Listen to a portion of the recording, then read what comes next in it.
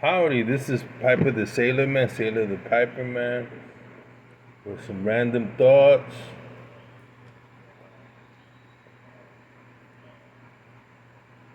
Rossi,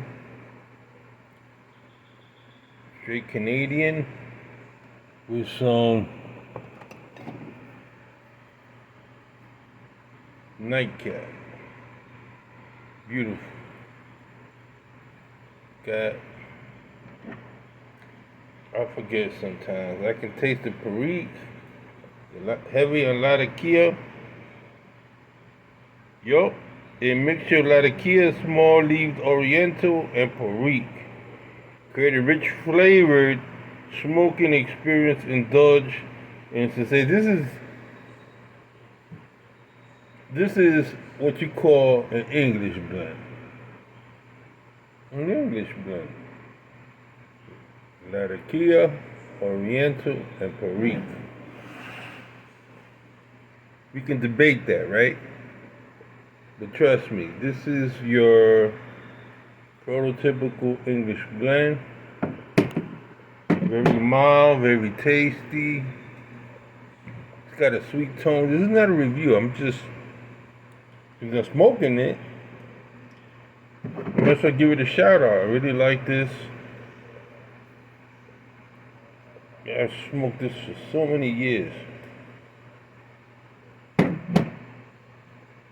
And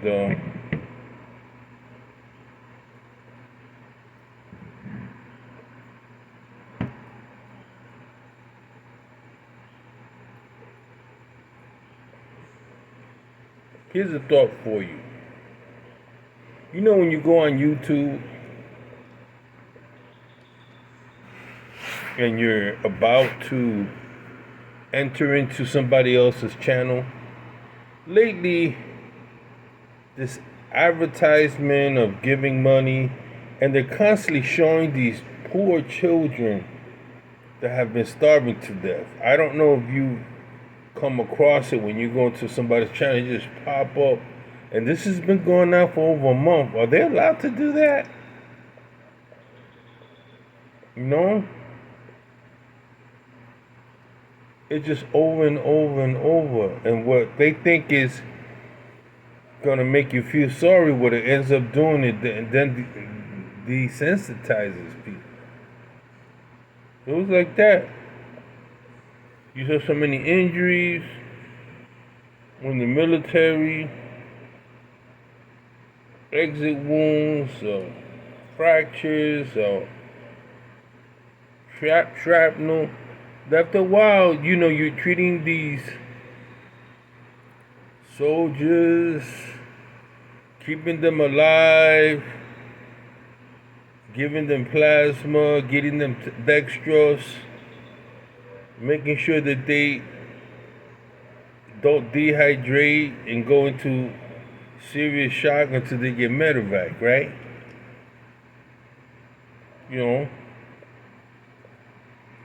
After a while, you become desensitized to the sound and the violence of warfare. So-and-so got killed. So-and-so got sniped.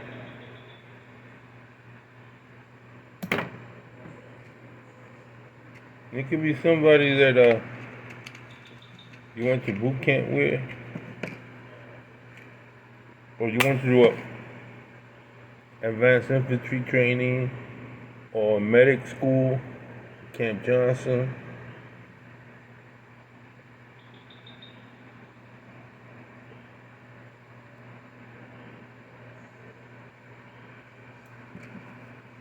I mean, if you're gonna do 3 tours, you're asking for it.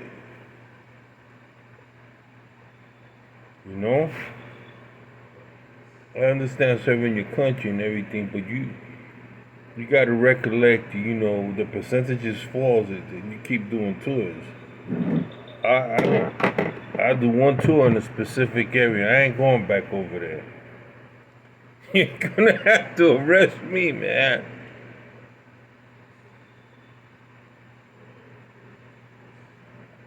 Now, this happened to a friend of mine. He was about 1980.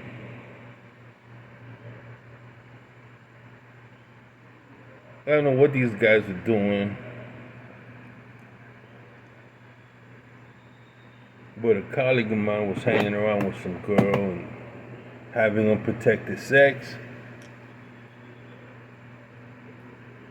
He caught what we call clap, gonorrhea or syphilis or something like that.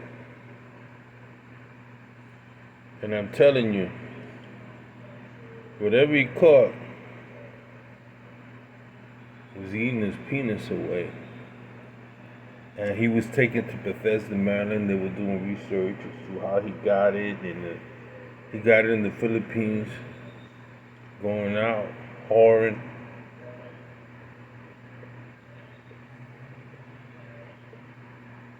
And they keep orienting these soldiers. Some of you are married, you say you're not gonna do it, and you're gonna get out there, and all these women are gonna come at you. Yeah. They look like little dolls and toys, and pretty, but they can be deadly. The wages of sin is death, man. You know?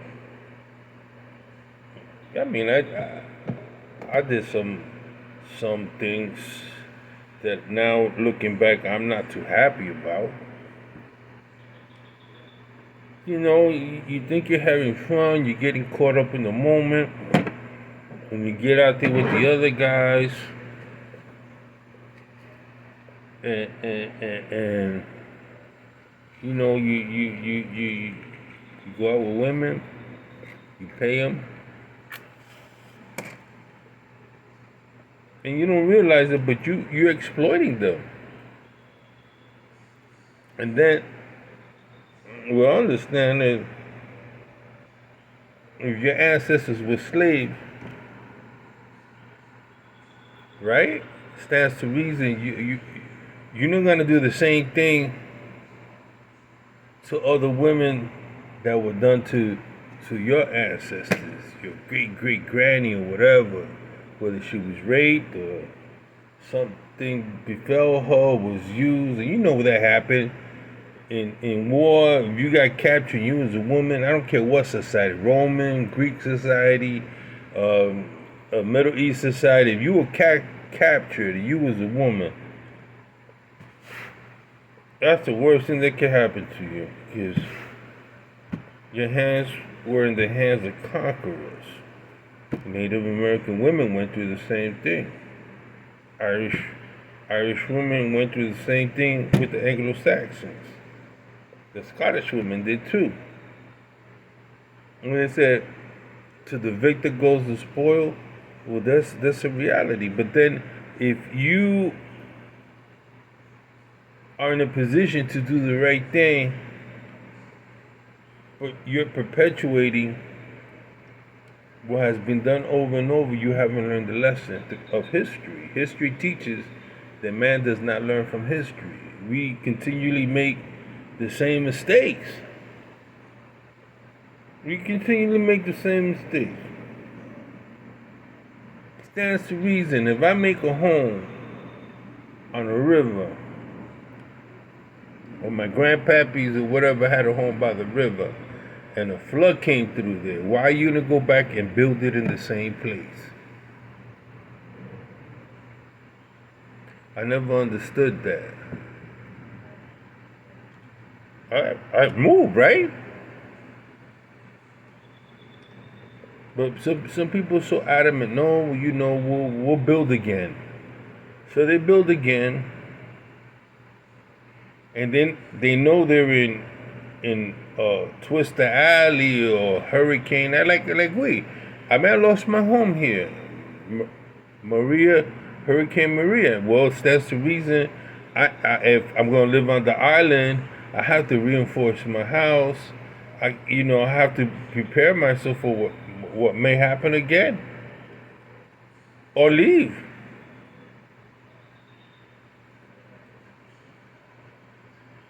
But there's so many people that have circumstances Like when I saw when Katrina was heading into the Gulf of Mexico, and I saw the trajectory of it, I said, man, those levees, I have been to New Orleans, those levees are not going to hold in all those different sectors and get swamped. And if you ain't got money to drive away from that, you're going to succumb to what happens.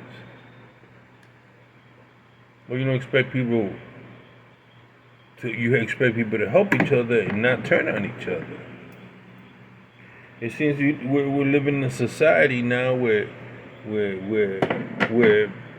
based on you get treated based on your political persuasion, and it shouldn't be that way. I mean, we're all Americans, right?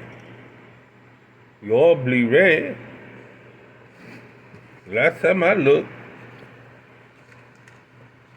the last time I put a needle in military men's arm, everybody bled red.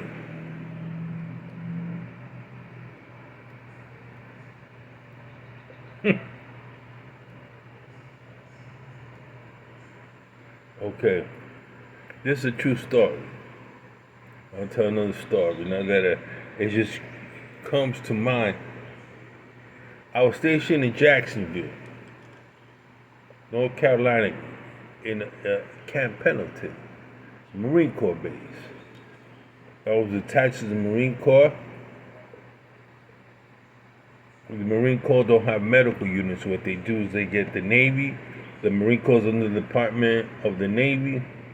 So the Marine Corps uses Navy medics. I happened to be one, and I was stationed there for 3 years. It was great. And had to go through their military training at this area called Camp Johnson, which is now dedicated to those that lost their lives in Lebanon.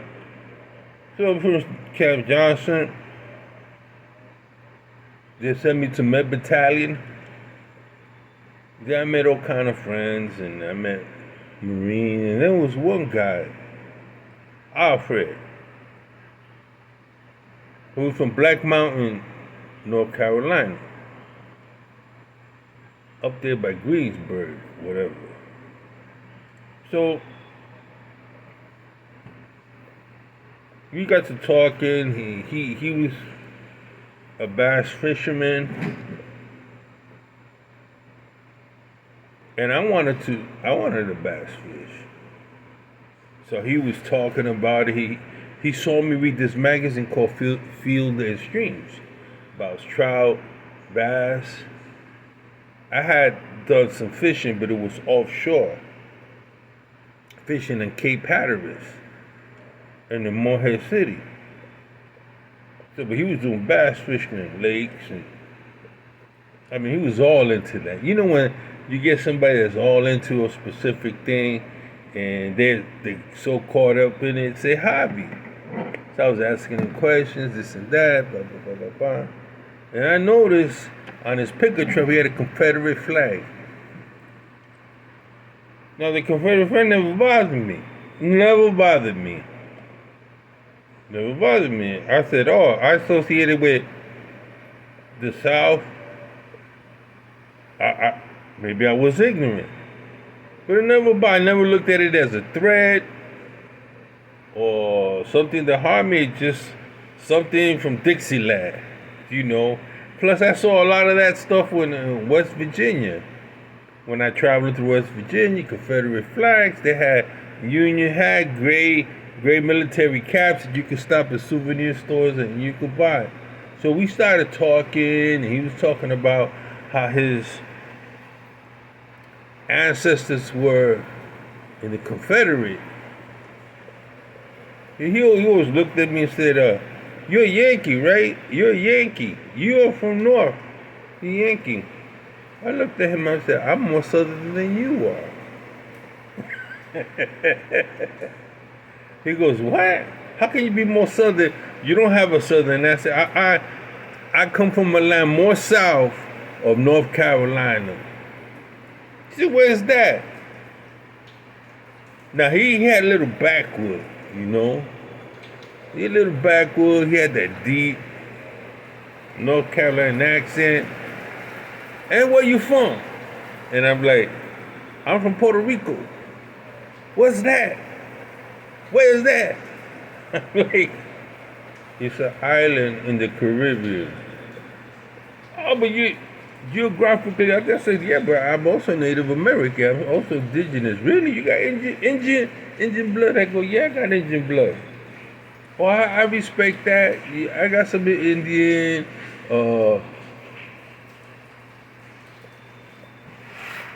in his bloodline. We got to talking, and we talked like that. And he said, why don't we hang out a little bit? I'll tell you a little about. So, he was so shocked I knew so much about the Civil War. I didn't know you knew that so much about the Confederate. And he took a liking to me. He gave me go. After about 3 months of hanging out with him, we would go drink beer.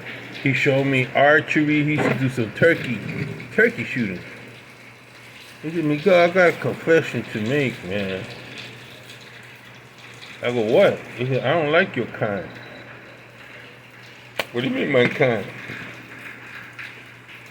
So he used the N word. I don't like N. I believe you should be with your kind, and I should be with my kind. You should stay on your side of the road. I should stay with some. And I looked at her. Hey, first of all, I'm coming from the Carolinas. Second of all,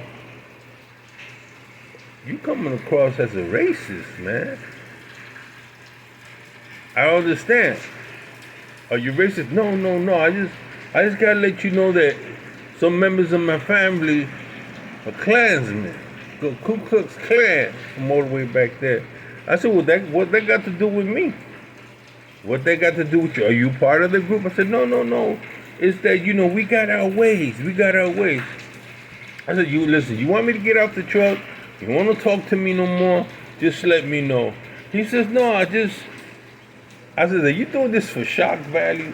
He goes, I wanted to know how you felt about it. I said, well, you talk to me, you buy me drinks, we talk, we like bass fishing. I think we got a pretty good relationship. You never came across to me as a racist. I don't think you're racist. To tell you the truth, you wouldn't be hanging with me. I wouldn't be in your pickup truck. You wouldn't go bass fishing in your canoe. You wouldn't hang out. And now you coming with all this. What's good? You having frictions in your past. He goes, I don't understand why I'm doing this, hanging out with you. I never done this before with a man of color. I said, is it any different? No, says you's nice, man. I never met somebody. I said, have you ever spoken to black? I mean, African American black. No, they still over there. We still over here. We never deal with them. We don't deal with them. You ever call somebody a boy or somebody? He go, yeah, it's cool. You grew up during the time of segregation. I said, so what do you think now? Now that we're talking, I know as much history about your people, and you know nothing about mine. He goes, you right about that. I ain't never heard of no Taino Indian. I said, because it's about education, Alfred. You're only as good as your education. You're only as knowledgeable as what you know, what you read, and what you study. And if you're living in a certain area and you don't go out and you don't travel, you're going to have a narrow view of the way of the world. The world is what you see or what you see on TV, but you don't experience the world.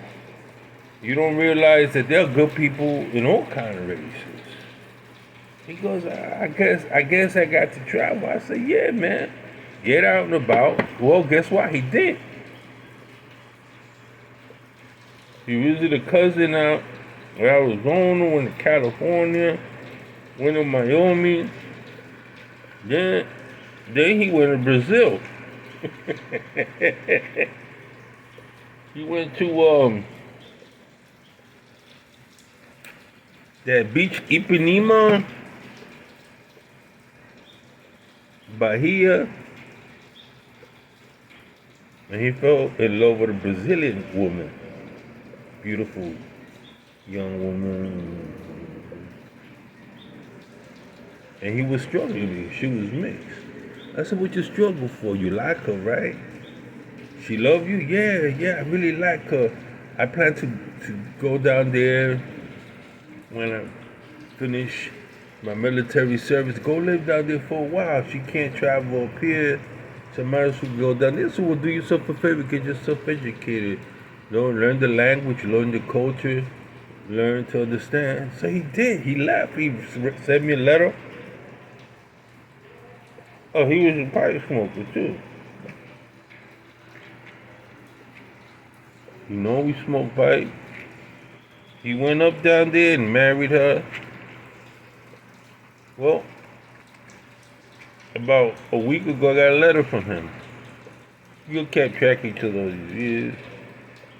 And he told me, "I can't believe how ignorant I was. You know, how I was brought up."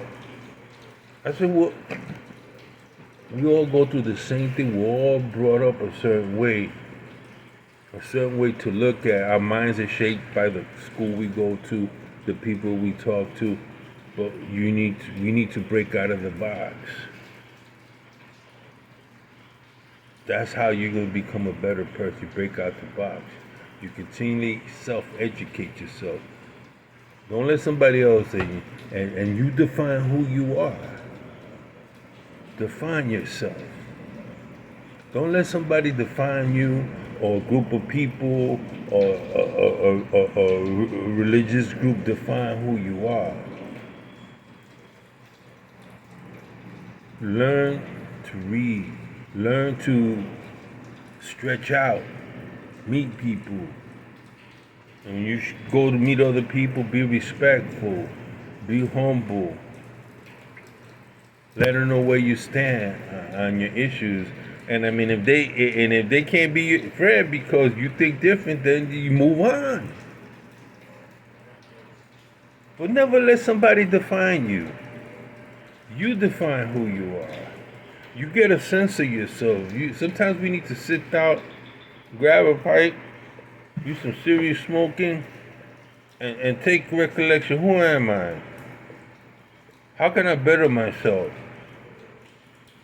How can I help others and help myself at the same time? And the only way to do that is through education. That's it for now, Piper the Handsome Man. Piper the Sailor Man, say the Piper Man. You define yourself. Don't let somebody define you. Don't let one culture define you. Don't let a certain philosophy define you. You define yourself. You be your own man. Signing off.